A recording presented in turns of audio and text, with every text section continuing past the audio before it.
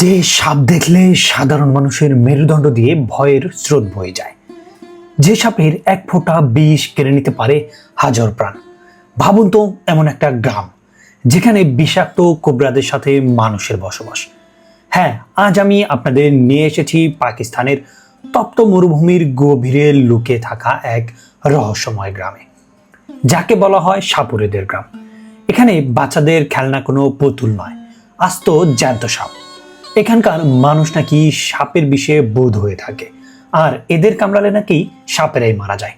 কতটা সত্যি আর কতটা লোকগাথা, চলুন আজ ট্রাভেল কমান্ডোর সাথে এক্সপ্লোর করি এই অদ্ভুত দুনিয়া। আসসালামু আলাইকুম বন্ধুরা, স্বাগত জানাচ্ছি সবাইকে নতুন আরেকটি ব্লগে। আর আজকে পাকিস্তানে আসার পরে যত ব্লগ আপনাদের সাথে শেয়ার করেছি, তার মধ্যে এটা হচ্ছে যাচ্ছে সবচেয়ে ইউনিক। কেন আমি এখন আসি হচ্ছে থর পার্কারের ডেজার্ট এরিয়াতে, সেখানে আসছি। এখানে হচ্ছে যোগীরা কিভাবে সাপ ধরে। আমরা এখন দাঁড়িয়ে আছি নওকোটে সেই বিখ্যাত সাপুড়ে গ্রামে। এখানকার মানুষের জীবন সংগ্রাম যেমন কষ্টের, তাদের পেশাটা ঠিক ততটাই ঝুঁকিপূর্ণ। সিন্ধুর থর মরুভূমি অথবা পাঞ্জাবের চল্লিস্তান এমনিতেই তার বৈচিত্র্যের জন্য বিখ্যাত, কিন্তু এই গ্রামে পা রাখতেই চারপাশের পরিবেশ কেমন যেন বদলে গেল। আর চারদিকে ছড়িয়ে ছিটিয়ে আছে অদ্ভুত সব বাঁশের ঝুড়ি।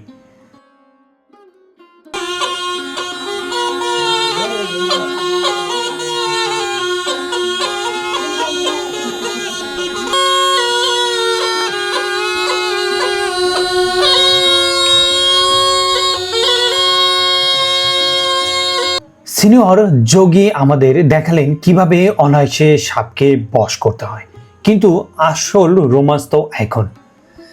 এই সাপুড়েদের শরীরে নাকি ছোটবেলা থেকেই সাপের বিষের বিরুদ্ধে এক অদ্ভুত প্রতিরোধ ক্ষমতা তৈরি হয়ে যায়। এরা সাপ ধরার জন্য বিশেষ কিছু মরুভূমির জড়িবুটি বা গাছের মূল ব্যবহার করে, যার গন্ধে সাপ মুহূর্তের মধ্যে শান্ত হয়ে যায়। আধুনিক যুগে এসে এই সাপুড়েদের জীবন কিন্তু মোটেও সহজ নয়। প্রযুক্তির ছোঁয়ায় আর বন্যপ্রাণী সংরক্ষণ আইনের কারণে এদের ঐতিহ্যবাহী পেশা এখন বিলুপ্তির পথে। সারাদিন মরুভূমির রোদে পুড়ে সাপ খেলা দেখিয়ে যা আয় হয়, তা দিয়ে সংসার চালানো এখন বেশ কষ্টকর।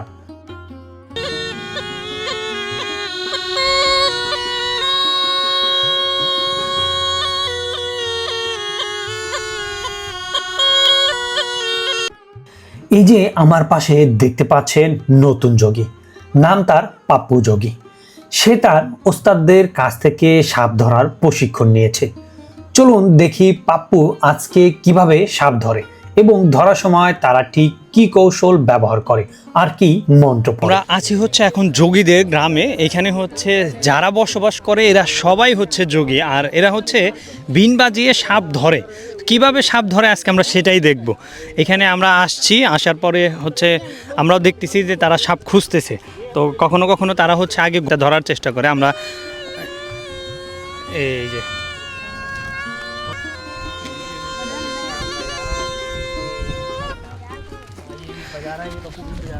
তারা হচ্ছে এই যে গর্ত থেকে সাপ বের হবে, বিন বাজাইতেছে, বিন বাজায় সাপ ধরবে।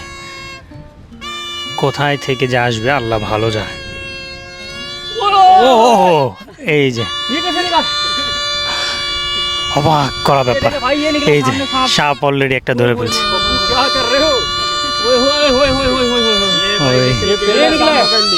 हमारी आंखों के सामने इसमें निकला है।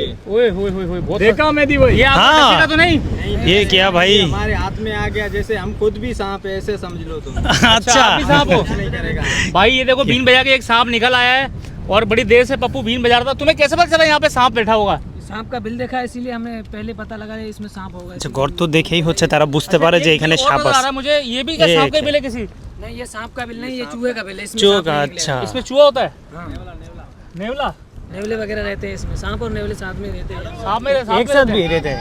ओए होए होए। अच्छा ये भी बच्चा भी हाथ में तो ले भाई तो उसको भी कुछ आपने नहीं देखा किस तरीके से अच्छा, इन्होंने ये सांप को दम जो है पकड़ा है, बीन बजा के बिल से निकाला है। ये बच्चा है। तो मजीद चलते हैं आगे की तरफ। এই দেখেন সাপ ধরে বাচ্চার গলায় দিয়ে দিচ্ছে। करेगा अच्छा। हाँ अगर कर लिया तो हम गारंटी देता है इसका। जिम्मेदारी आप लोग जिम्मेदारी वो काट नहीं दिया काटेगा नहीं, भले आप खुद गले में पहन लो, कुछ नहीं करेगा। ও ভাই হার্টবিট একদম 200-তে চলে গেছে। ক্যামেরায় দেখতে যতটা সহজ লাগছে, সামনাসামনি এই অনুভূতি সম্পূর্ণ আলাদা। এদের চামড়াটাও প্রচন্ড ঠান্ডা।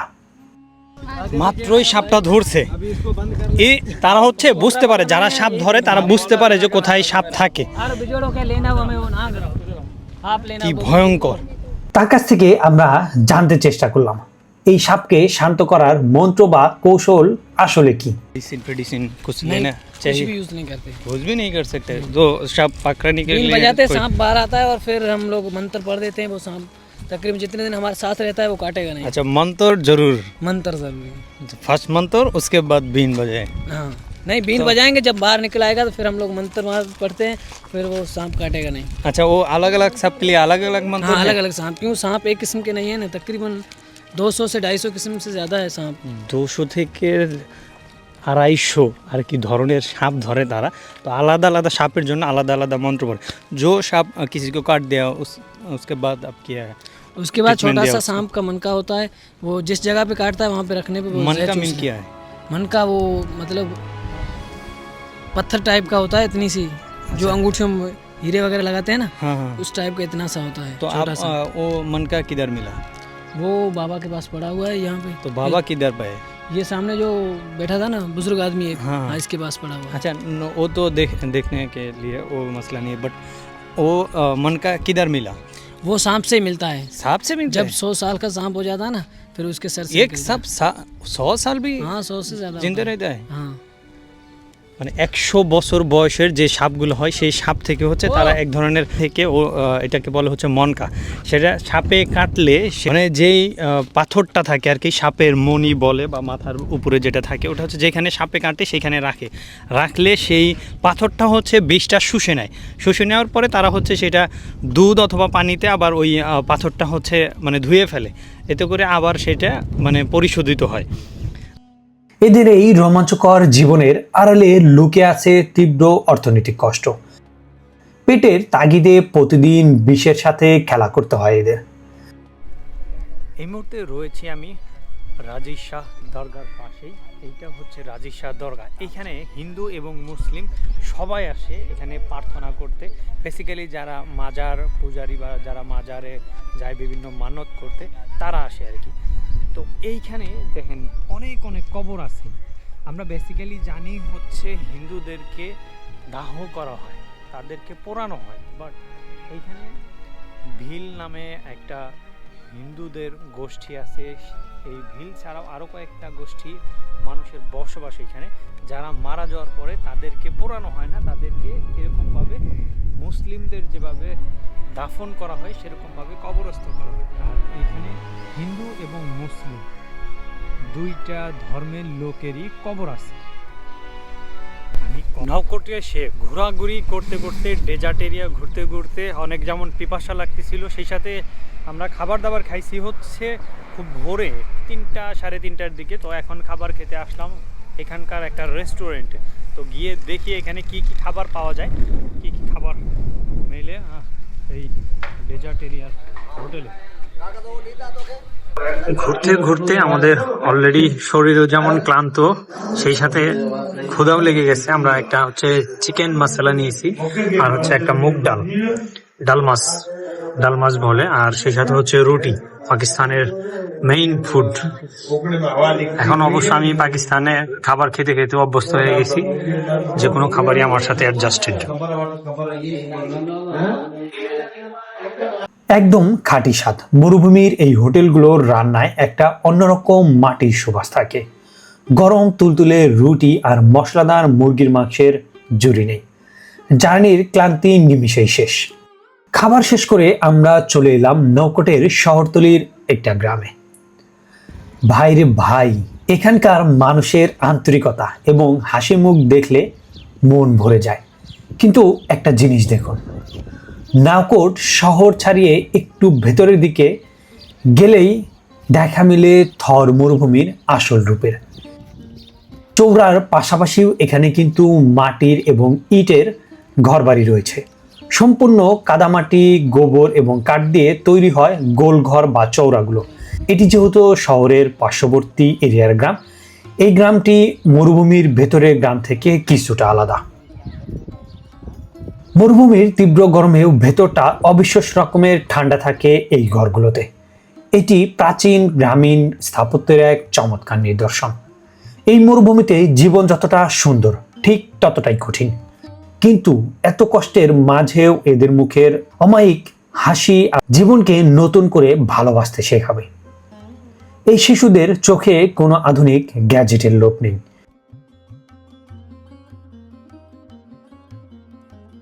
ধুলোবালির এই মরুভূমি এদের খেলার মাঠ। এদের সারল্য আর আতিথেয়তা যে কোনো ভ্রমণকারীর হৃদয় ছুঁয়ে যাবে। এখানে এই ছোট্ট সোনামণি তার বাড়ির সামনে 4 পায়ার উপর দোকান খুলে বসেছে। কি দারুণ উদ্যোগ, তাই না? এখানে বাচ্চাদের খাবার থেকে শুরু করে কখনো কখনো বড়রাও সেই পণ্যগুলো কিনতে আসছে এই 4 পায়ার ছোট্ট দোকানে। এছাড়াও রয়েছে এখানে শিশুদের চিপস থেকে শুরু করে চকলেট সহ অন্যান্য জিনিসপত্র। এই যে গ্রামের ছোট্ট বন্ধুদের হচ্ছে আমি চিপস খাওয়াচ্ছি। এই যে কত ছোট ছোট বাচ্চারা দূর দূরান্ত থেকে দেখেন দোকানে চলে আসছে। হ্যাঁ, इनको भी एक दे दो, पकड़ो।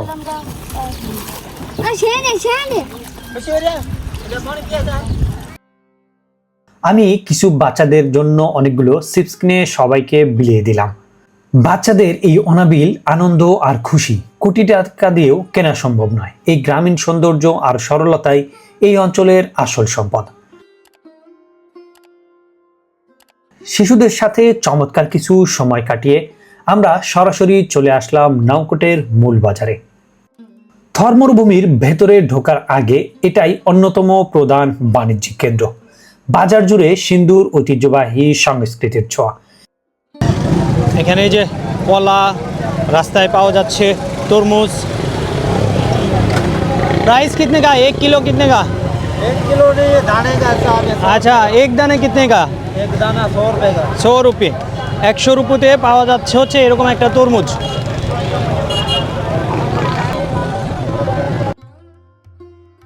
বাজারের রাস্তার এক পাশে রয়েছে কামারশালা। লোহা পিটিয়ে লাল টকটকে আগুন থেকে কাস্তে, কোদাল বা ছুরি বানানো হচ্ছে। এখানে কয়েকজন কামার ভাইয়ের সাথে কথা বললাম। প্রচন্ড গরমের মাঝেও তারা লোহা পিটিয়ে এখানকার মানুষের কৃষিকাজ ও দৈনন্দিন ব্যবহারের জন্য চমৎকার সব যন্ত্রপাতি বানাচ্ছেন। এদের পরিশ্রম সত্যি স্যালুট পাওয়ার যোগ্য। এই যে এটাকে এখানে বলে হচ্ছে কুলারি, আর এটা হচ্ছে কুড়াল। হ্যাঁ, দরকত কাটনে কে লিয়ে, এখানে গাছ কাটার জন্য আর কি, গাছের ডালপালা গোড়ালি কাটার জন্য এটাকে বলে কুলারি। इसका प्राइस कितने का? 1000 रुपये। 1000 रुपया। अच्छा, और ये 800 रुपये। इसका नाम क्या है? खैड़ा। खैड़ा। जी हाँ। আচ্ছা, এটা হচ্ছে আমাদের দেশে বলে ছোট কোদাল আর কি। ला निकालने वाले ला। আচ্ছা, बड़ा কুটরে। आओ कोटर कोटर। আচ্ছা, দেখেন কি ডিজাইন করা, কত সুন্দর সুন্দর করে কোদাল বানায় তারা। ওয়াও, এই চমৎকার সব ডিজাইন দেখেন। কোদালের মধ্যেও কত সুন্দর ডিজাइन করছে। इसकी भी निकालो। लिया। एक बनाने के लिए कितना पैसा लिया? 200-250।